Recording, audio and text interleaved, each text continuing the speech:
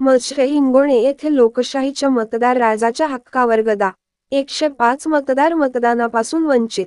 चोपा तालुक्यातील मचरे हिंगोणे येथील मतदार यादीतील नावे गहाळ करून डिलीट यादीत नावे टाकले तर जिवंत लोकांना मतदान यादीत मृत घोषित करून सरपंच, पोलीस, ग्रामस्थ सहित 105 नागरिक मतदानापासून वंचित राहिले आहेत.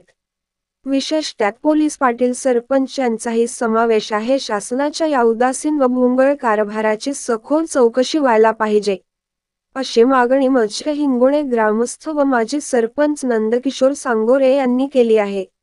एकीकडे शासन मतदानाचा टक्केवारी वाढीसाठी प्रयत्न करीत असताना मतदान यादीतून अचानक नाव नसणे हा दुर्दैवी प्रकार आहे. याबाबत ग्रामस्थांमध्ये तीव्र संताप व्यक्त होत दोषींवर कडक कारवाईची मागणी होत आहे.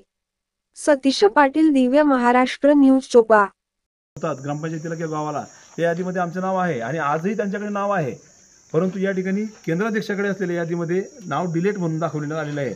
असे जवळपास 35 लोकांचं नाव या ठिकाणी डिलीट म्हणून दाखवले, जे 35चे 35 लोक या ठिकाणी येऊन गेलेत आणि आम्ही तशा पद्धतीने एक हरकत तक्रार अर्ज या ठिकाणी केंद्राध्यक्षांकडे दिलेले, त्यांची पोच घेतलेली आहे.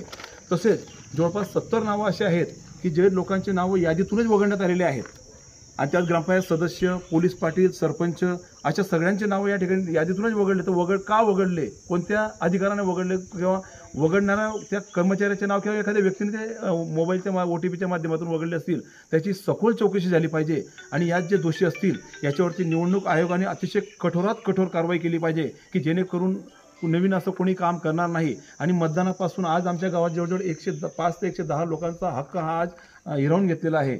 आम्ही मतदान अधिकाऱ्यांना विनंती केली की नमुना नंबर 7 त्यांच्या आधार कार्ड, मतदान कार्ड वगैरे बघून तुम्ही त्यांना नमुना फॉर्म नंबर 17 भरून तुम्ही त्यांच्याकडनं मतदान करून घ्या. परंतु त्यांनी तशा पद्धतीने त्या सेक्टर ऑफिसरला त्यांनी विचारलं, तहसीलदार साहेबांना विचारलं, कलेक्टर साहेबांना विचारलं, परंतु त्या ठिकाणी तहसीलदार साहेबांनी सांगितलं की यांना कोणत्याही परिस्थितीत डिलीट नाव असल्यामुळे मतदान करता येणार नाही आणि सारे लोक या ठिकाणून परत गेलेत. या ठिकाणी जे सगळे लोक उभे आहेत, पोलीस पाटील आहेत, पुष्पाताई, त्यांचे सुद्धा मतदानापासून मुकलेले आहेत. स्वतः सरपंच या ठिकाणी मतदानापासून मुकलेले आहेत. त्यानंतर मी उपसरपंच, माझा भाऊ सुद्धा या ठिकाणी मतदानापासून मुकलेला आहे.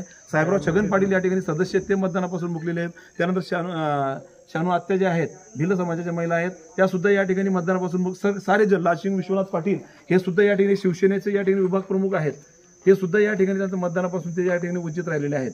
तर या गावात जवळजवळ 100 ते 105 लोक या ठिकाणी यांनी मतदान करू शकले नाहीत. या शासनाचा किंवा निवडणूक आयोगाचा हा पूर्णतः एक गैरकारभार आहे आणि त्यांच्या भोंगळ कारभारामुळे आज आमच्या मजरी हिंगोणे गावातील मतदारांना हा फटका सोसावा लागतोय. कोणत्या निवडणूक अधिकाऱ्यांनी इथं भेट दिली का? आता सेक्टर ऑफिसर म्हणून निवडणूक अधिकारी या ठिकाणी आलेले होते. आम्ही ज्यावेळेस केंद्राध्यक्षांकडे तक्रार केली त्यानंतर त्यांनी सेक्टर अधिकारी जे होते त्यांना बोलवलं, त्यांनी या ठिकाणी भेट देऊन ते गेलेत. ताई, आता तुम्ही सांगा.